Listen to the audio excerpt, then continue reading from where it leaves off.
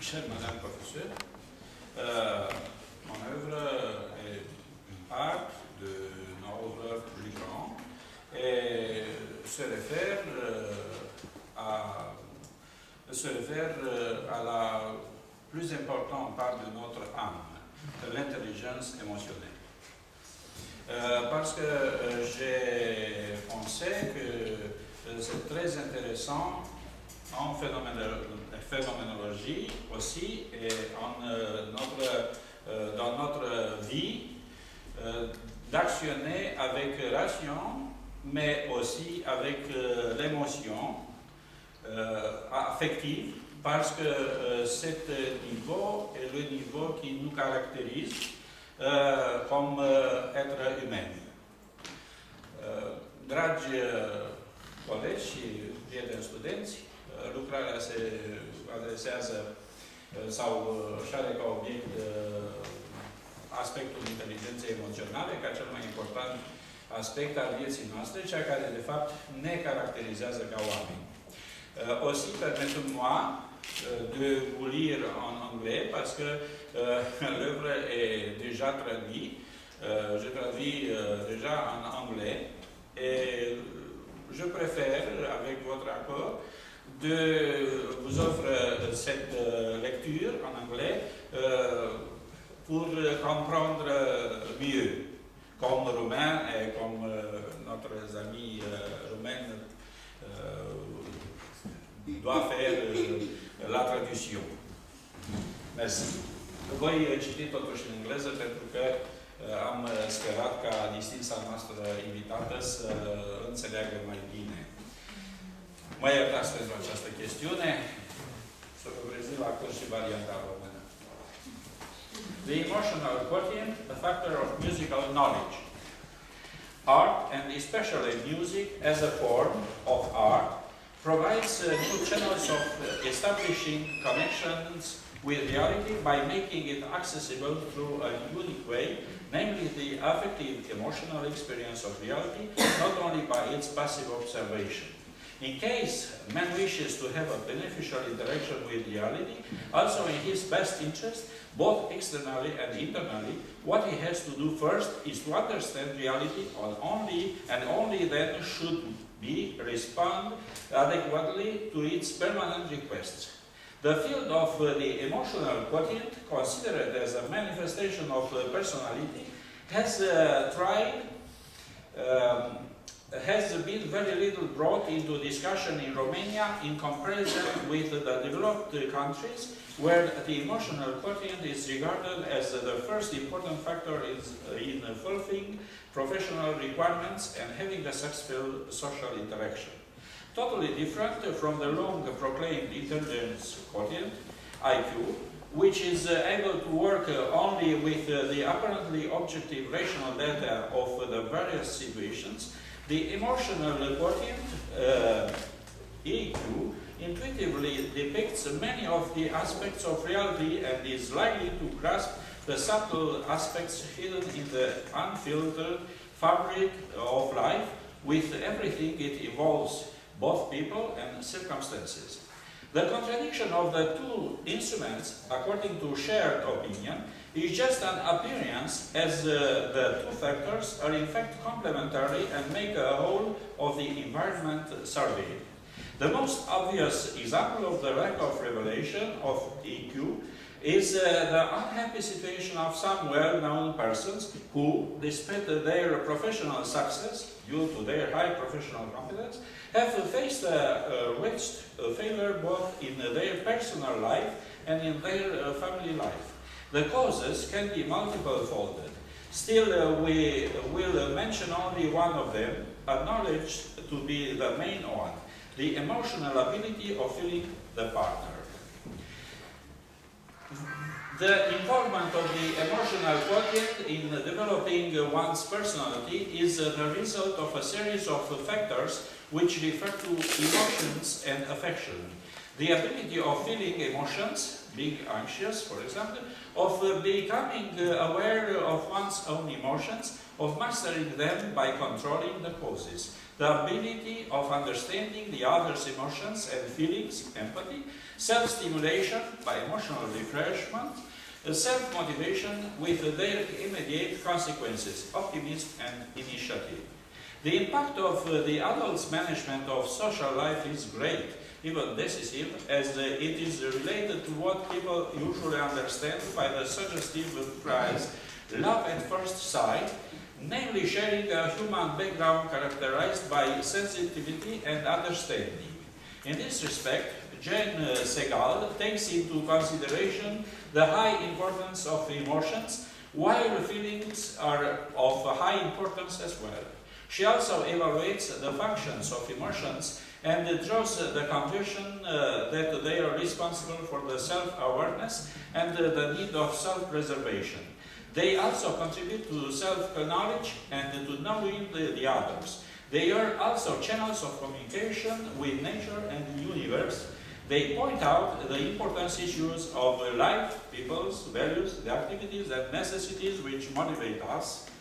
Besides this, there is the fact that lived experience is remembered unless it is accompanied by a sufficiently strong emotion.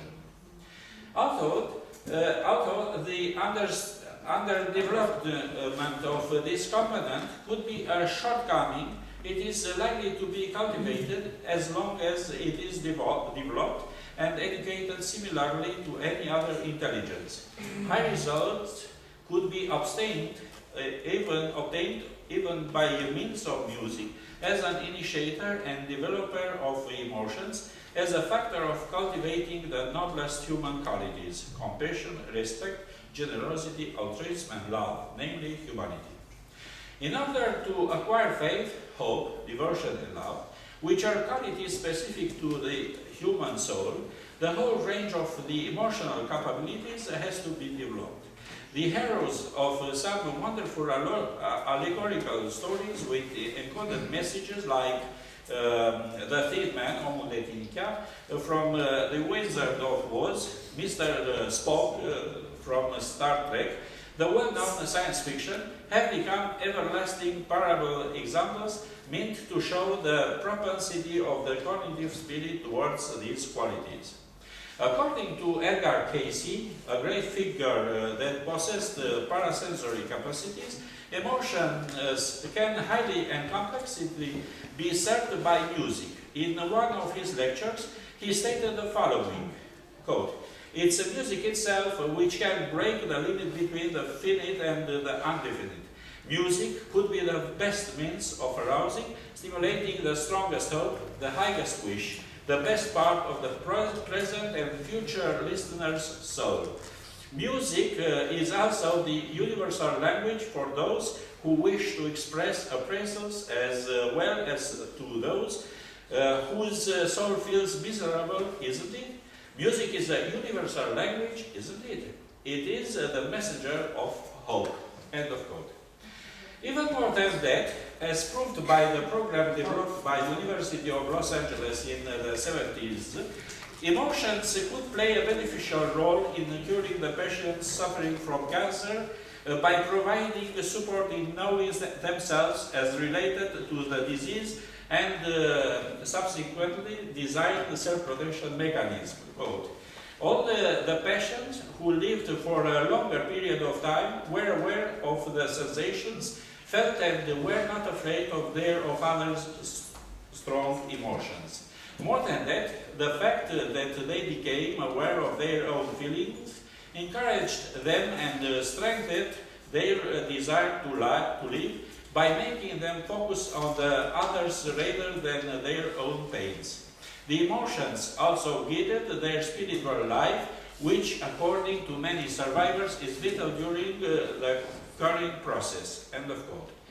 Art, generally, and music particularly, could create the compensating psychological equilibrium. In fact, one of the many variants of the feedback regarding the end meaning of art may also be the one stated by M. Tarturian, according to whom one of the most likely hypotheses regarding the end product of the artistic work is the one which regards it as the hope towards a type of superior spiritual equilibrium, as a feedback to the avatars, the misery and lack of equilibrium which best describes conscience at a pragmatic level.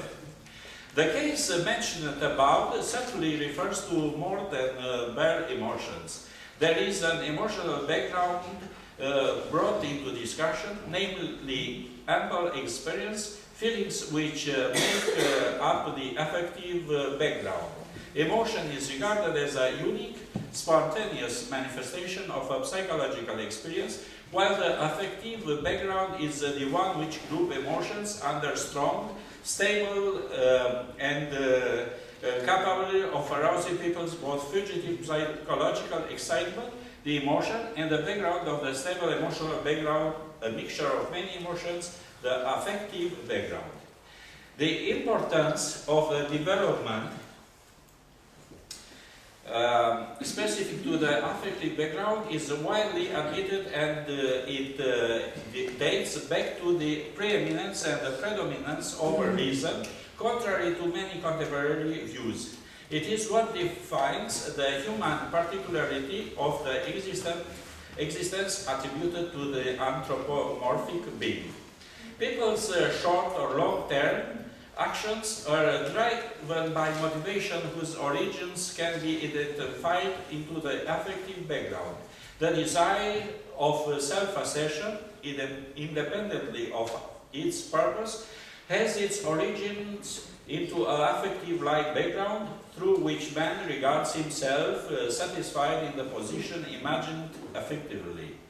This leads to all his actions ranked according to a logical, rational algorithm meant to facilitate man's success to the position previously envisaged effectively. Jonathan Black states in a paragraph of The Secret History of Mankind that beyond a fugitive thought which is likely to be caused by the rational realization that the verbal communication between the two people has not been performed for a long period of time, there is hidden affective complex which brings about the impulse for a revival of communication against a certain spectral background best described by the emotions and feelings subordinated to love.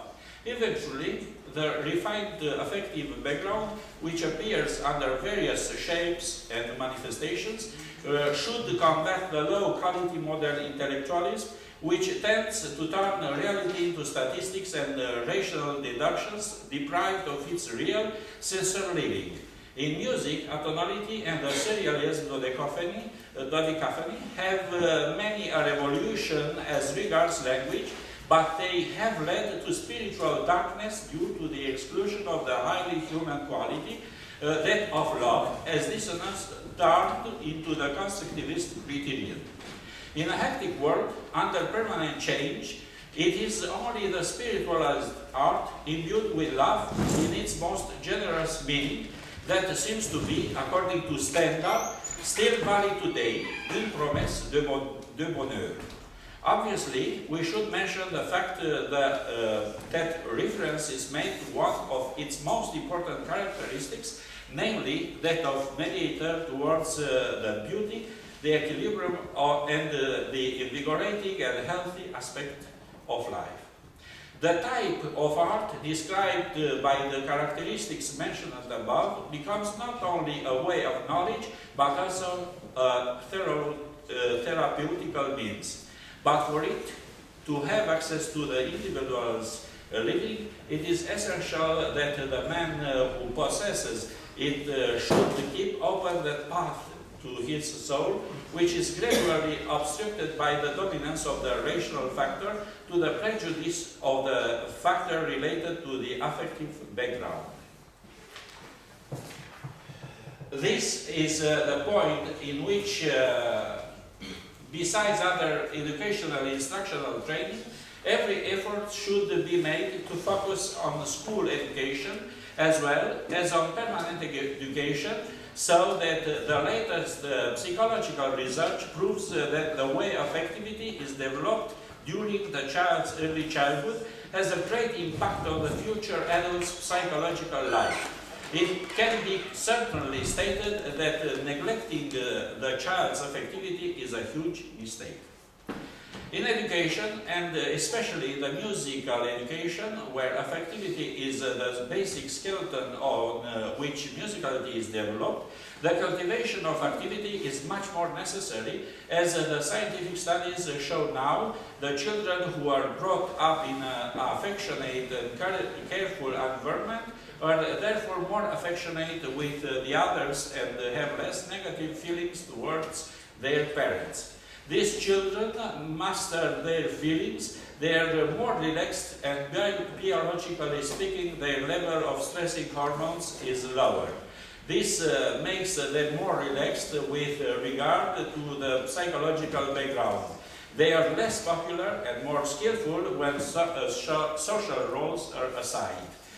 They also benefit from advantages in the cognitive background, namely from a high capacity of learning and attention as compared to the others. The lines mentioned above show the necessity of developing man's emotional affective dimension as an immediate means of knowing the external and internal reality. This type of knowledge is characterized by deep sincerity, as feelings and emotions cannot be faked due to the fact that they appear spontaneously and have particular features which cannot be altered on rational grounds. There are arguments in favor of this theory which refer to the capacity and means through which music fulfills its cognitive function, that of emotional, affective and virtual approval of reality, as well as that of setting up some psychological connections meant to facilitate the relation between the composer and the performer in both ways, for a better relationship of man with the human environment and with himself, as well as with nature and the whole universe. Thank you very much.